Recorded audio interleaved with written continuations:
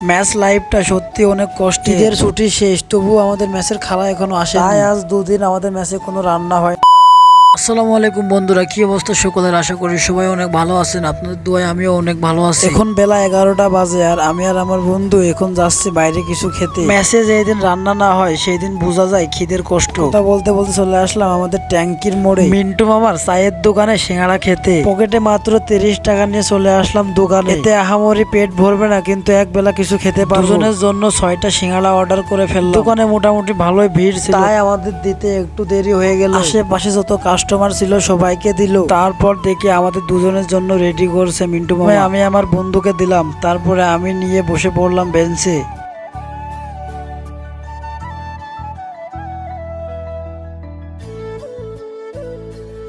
কিছুক্ষণ পর খাওয়া শেষ করে আমি আর আমার বন্ধু এখন ম্যাচের দিকে যাচ্ছি। আজকের ভিডিওটা এই পর্যন্ত। ভিডিওটা ভালো লাগলে অবশ্যই সাবস্ক্রাইব করুন।